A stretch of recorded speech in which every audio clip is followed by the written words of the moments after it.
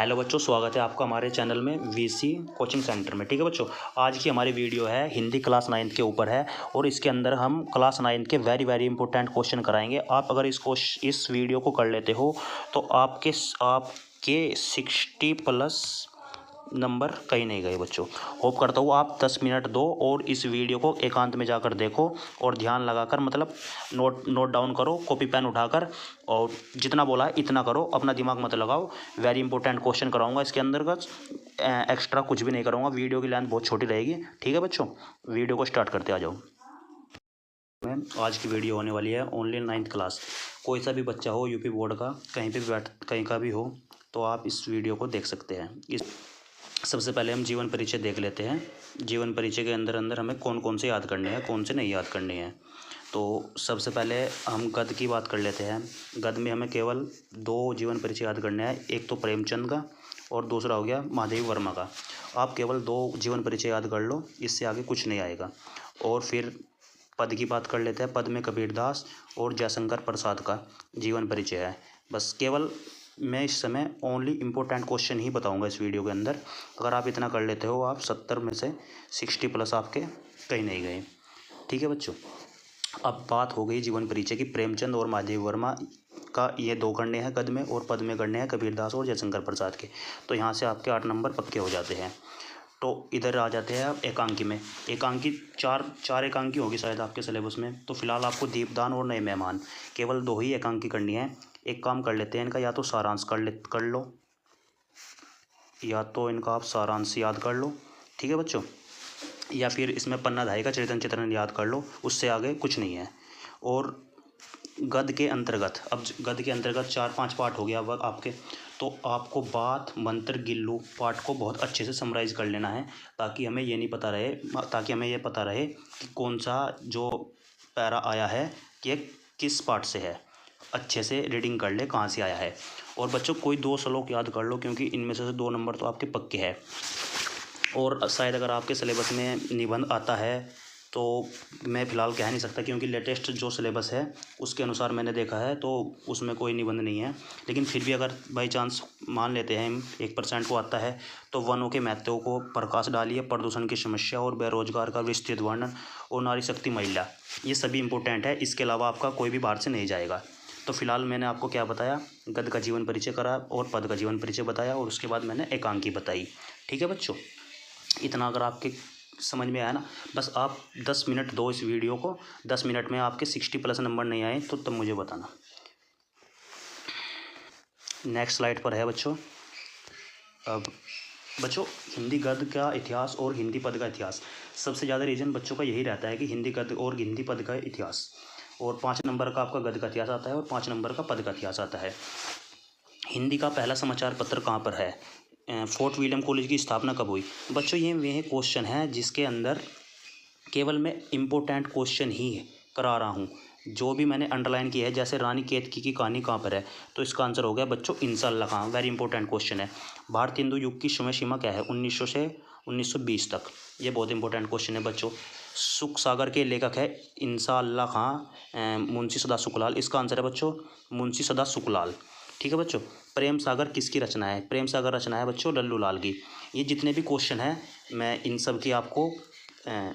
सब का आपको आंसर दे दूंगा एक। ठीक है बच्चों, और जितने भी मैंने अंडरलाइन क्वेश्चन किया है इन क्वेश्चनों को करके ही जाने हैं आपको।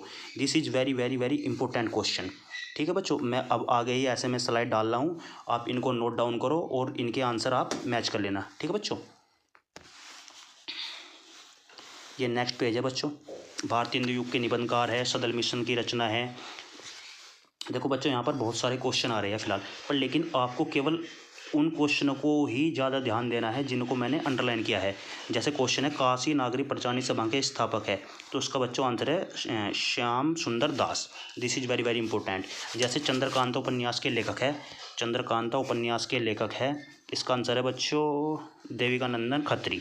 ठीक है बच्चों, तो इस पेज के जितने भी क्वेश्चन हैं अभी आप घबराना नहीं है, मैं ऐसे ही 2 स्लाइड के बाद इन सभी क्वेश्चनों का आंसर डाल दूंगा।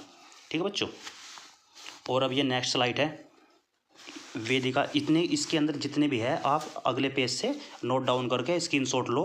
ठीक है बच्चों, और अपना आंसर मैच करो। ये अब अगला पेज है। ये रहे बच्चों, देखो 75 क्वेश्चन थे और इनके सभी के आंसर है। अब इन 75 के अंदर से मैंने 20 या 25 के आसपास ऐसे क्वेश्चन डाले हैं जो वेरी वेरी इंपॉर्टेंट है। तो बच्चों उन क्वेश्चनों को आप सबसे पहले करें जिन क्वेश्चनों पर मैंने IMP लगाया है। ठीक है बच्चों, जैसे खड़ी बोली गद्य की रचना है, खड़ी बोली गद्य की रचना है चंद्र छंद की बंडन की वाइमा। This is very important question. ठीक है बच्चों, इतना क्लियर है। गद्य में अगर मैंने जितना बोला अगर आप इतना कर लेते हो 5 नंबर आपके कहीं नहीं गए। सपोज करो आप 76 क्वेश्चन नहीं कर पाते हो, लेकिन जितने भी मैंने अंडरलाइन क्वेश्चन किया अगर आप इतने कर लेते हो तो आपके 5 में से 5 नंबर पक्के हैं। ठीक है बच्चों, अब इधर आ जाओ। ये कुछ रचनाएं हैं, ये केवल वेरी वेरी इंपॉर्टेंट रचनाएं हैं बच्चों, और इनको आप स्क्रीनशॉट लो और करो। जिनको मैंने अंडरलाइन किया है जैसे इंदु है, चांद है, मर्यादा हंस है, सरस्वती पत्रिका है, दिस इज वेरी इंपॉर्टेंट। ठीक है बच्चों, फिलहाल हमारी स्लाइड है अब हिंदी पद का इतिहास। बच्चों ये पेज थोड़ा सा गलत लगा हुआ है, इसके लिए मैं माफ़ी चाहता हूँ आपसे। आदिकाल को किस नाम से जाना जाता है?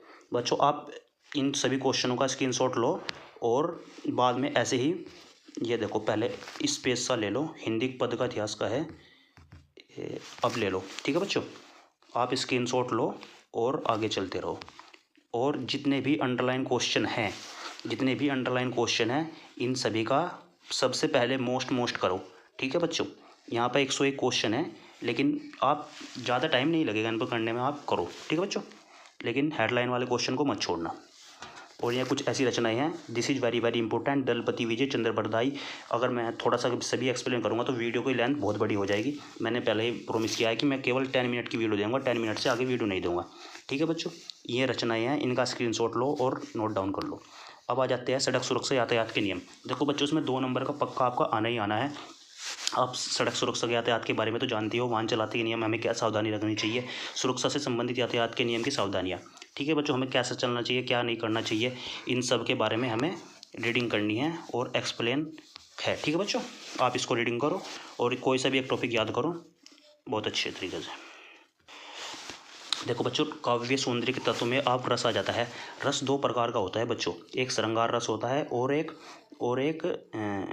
वियोग श्रृंगार, 2 प्रकार का होता है। अब श्रृंगार रस के मतलब 2 है, संयोग और एक वियोग। संयोग का मतलब है जहाँ पर नायक और नायिका का मिलन होता है, और वियोग का मतलब है जहाँ पर कोई दुख प्रकट होता है, जहाँ पर नायक और नायिका बिछड़ जाते हैं। ठीक है बच्चों, एक प्रकार समझ पा रहे हो ना आप?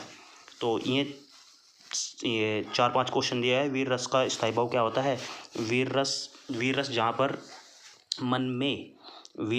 पर मन में उत्साह प्रकट होता है, जैसे चढ़-चेतक पर तलवार उठा करता था बोतल पानी को, राणा प्रताप काट काट कर करता था सफल जवानी को। ठीक है बच्चों, नेक्स्ट आगे स्लाइड पर चलते हैं। वीर रस। ठीक है बच्चों, अब हमारा टॉपिक है अलंकार। अलंकार वर्णों की आवृत्ति होती है, जहाँ पर 3 प्रकार के अलंकार होते हैं बच्चों, आपको पता ही है, सभी ने पढ़े हुए हैं। 3 प्रकार के अलंकार होता है, एक होता है अनुप्रास, एक यमक, एक सलेस। अनुप्रास जहाँ पर वर्णों की आवृत्ति बार बार होती है, उसके कहते हैं अनुप्रास अलंकार। यमक अलंकार जहाँ पर कोई एक शब्द एक बार आए, उसके अर्थ 2 बार आए। ठीक है बच्चों। सलेस अलंकार, शब्द एक अर्थ अनेक, वही सलेस। ठीक है बच्चों, ये सभी एग्जाम्पल दिया है, स्क्रीनशॉट लो और नोट डाउन करो, आगे बढ़ो। उसके बाद आ जाते हैं तत्पुरुष समास के अंदर। ये कुछ वेरी इंपॉर्टेंट क्वेश्चन है, इनको स्क्रीनशॉट लो और नोट डाउन करो, आगे बढ़ो। ठीक है बच्चों, अब ये कुछ समास के ये बच्चों अंडरलाइन किया है, इनको नोट करो। अब आ जाते हैं, ये देखो नए मेहमान का, जो मैंने बोला था अभी आपको, कोई एक सारांश कर लो, या तो सारांश कर लो नए मेहमान का, या फिर दीपदान एकांकी का चित्रण कर लो। ठीक है बच्चों, नेक्स्ट स्लाइड अब आगे बढ़ते हैं। अब संस्कृत के अंदर आ जाते हैं, जहाँ पर हमें केवल वही क्वेश्चन करने हैं जिसको मैंने अंडरलाइन किया है, फालतू क्वेश्चन पर ध्यान मत दो। ठीक है बच्चों, ये क्वेश्चन अंडरलाइन किया है, इनको कंप्लीट करो। ये चैप्टर से है, जितने भी है स्क्रीनशॉट लो और नोट डाउन करके नोट करो। ठीक है बच्चों, अब लास्ट स्लाइड आ गया हमारी 27वीं, पत्र लेखन, कि हमें पत्र के अंदर क्या करना है अपने भाई की शादी में सम्मानित होने के लिए। यहाँ पे बच्चों कोई सा भी आ सकता है पत्र के लिए, कोई ऐसा आ सकता है कि अपने पिताजी को फीस जमा करने के लिए कोई पत्र लिखो, और फीस माफ़ी के लिए भी आ सकता है, पिताजी को पत्र लिखो फीस माफ़ी के लिए आ सकता है, और खेल की व्यवस्था के लिए आ सकता है, और पत्र के लिए, पत्र तो आप लिखना जानते हो। ठीक है बच्चों, इसमें नॉर्मली कोई इतनी बड़ा इशू नहीं है लिखने का, लेकिन मेन तो यही है, बीमारी का है और कहीं मतलब जाना है, तो इस वजह से आपको प्रार्थना पत्र करने हैं। ठीक है बच्चों, यहाँ पर आपका वीडियो समाप्त हो जाती है। होप करता हूँ बच्चों आपको जितना मैंने बताया है आपकी वीडियो समझ में आई होगी। अगर आप इतना कर लेते हो जितना मैंने बोला है इस वीडियो के अंदर कर, तो आपके 60+ नंबर कहीं नहीं गए बच्चों।